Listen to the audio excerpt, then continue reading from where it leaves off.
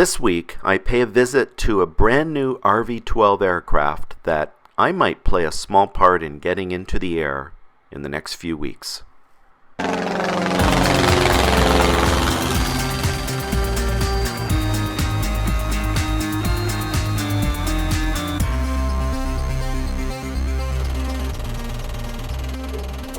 Message. Okay, that looks good.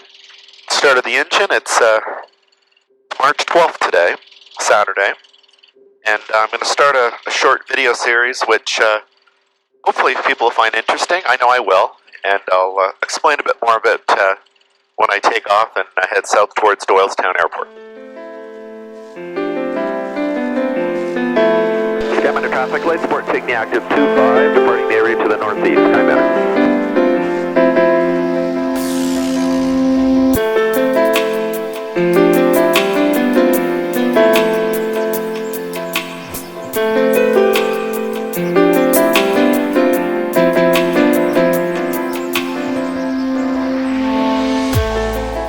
Okay, I'm up in the pattern over Sky Manor, and I'm just going to do a little bit of local flying here just to get the cobwebs out. I'm heading down to Doylestown today. I was contacted a few months ago by a fellow by the name of Mike Rose, and Mike is, I think Mike's over 80 years old actually, but he finished building and had signed off an RV-12 model just like mine, and which is pretty impressive for anybody, but somebody who's over 80 years old, building his own airplane and heading towards a first flight, that's pretty admirable. And he contacted me to see if I was interested in participating as the second pilot. The FAA changed the rules a few years ago and allow your first flight in an experimental aircraft to be done with a second pilot. There are some requirements. There's a long list of them. Pretty much you want a second set of eyes to make sure everything has been looked over and to give a little bit more confidence to the flying pilot, the piloting command. And that's not something I'd ever done before, not something I've even thought about doing. But I was so impressed with what Mike has accomplished, I thought that I should participate, try to help out a little bit.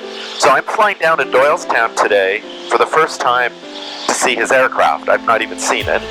Like I mentioned, it had already been completed and signed off by the designated examiner. So it's ready for a flight. He tells me that he's been taxiing the aircraft. The engine's obviously running. So it's pretty impressive. Looking forward to seeing it. And we were going to wait for the warmer weather before we do any actual flying. So today is just to say hello and take a look around, kick the tires, literally. And so I'll take a little video when I get there and we'll take a look, okay? Doylestown traffic, light support is 5 miles to the northeast, inbound full stop. Doylestown. Doylestown, left base for 5.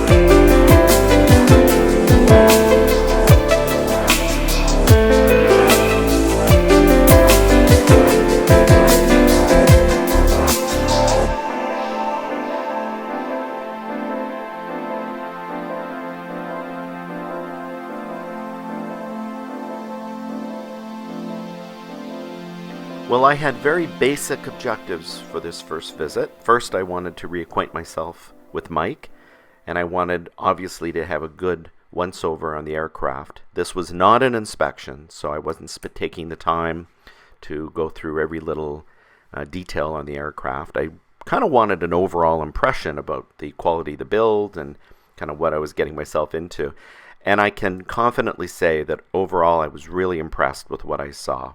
It looks like Mike spent a great deal of time adhering to the instructions that come from Vans. Everything about the aircraft looked to be bang on. He pointed out a few items that he still wanted to go back and look at, which definitely made sense to me.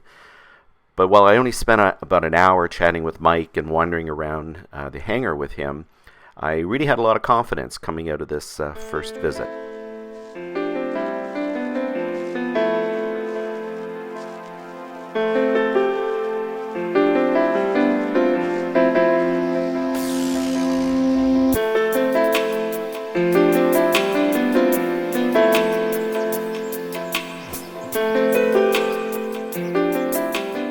what Mike and I agreed to do was first a really detailed inspection of the entire aircraft.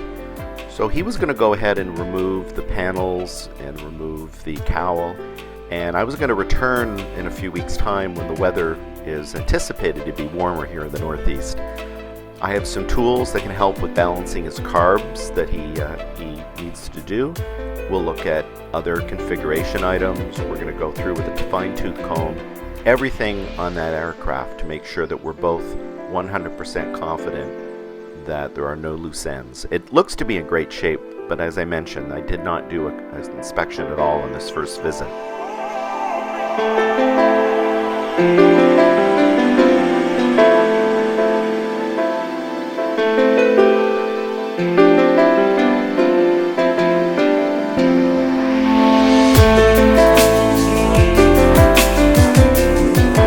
Then, as we're wrapping up the inspection process and getting closer to being in a position to actually fly the aircraft, Mike and I agreed that we were going to do all the practice flying in my aircraft. Mike is new to using a Skyview flat panel. He flies a 150 now. And I should mention, Mike has a tremendous amount of flying experience. He's a CFI. He's been flying for a long, long time, so he's very experienced that way, but he acknowledges that the RV-12 is a different model for him, and obviously this is an experimental, so this is the first time the plane would actually be flying. So we're going to spend as much time as we need to in my aircraft. I'm going to practice sitting in the right seat. I'll get Mike eventually in the left seat, and we're going to go through the steps that we would do on our first flight in his aircraft. Once we're very comfortable with that, then when we fly in his aircraft for the first time, we could focus somewhat more on the mechanics of the airplane, making sure everything is running properly, and we won't be as distracted or preoccupied with just learning how to fly. Obviously, in Mike's case, flying a model that he'd never flown in before. For insurance purposes, Mike also needs to have formal CFI training. I can't offer that, and he's looking into arranging that with a flight school nearby that has RV-12 aircraft available for rent. So as I was leaving Doylestown to fly back to Sky Manor, my home base, I was really beginning to get a lot more excited about this experience. I think flying for the first time in a brand new aircraft is always a very memorable experience. I'm really looking forward to spending some time with Mike, getting him comfortable in the RV-12. And not too many of us get to fly for the first time in a brand new aircraft. And I'll hopefully be able to do it twice, assuming everything goes smoothly over the next few months. So stay tuned, and I'll be posting some updates as we go through the amazing process of launching a brand new aircraft into the skies.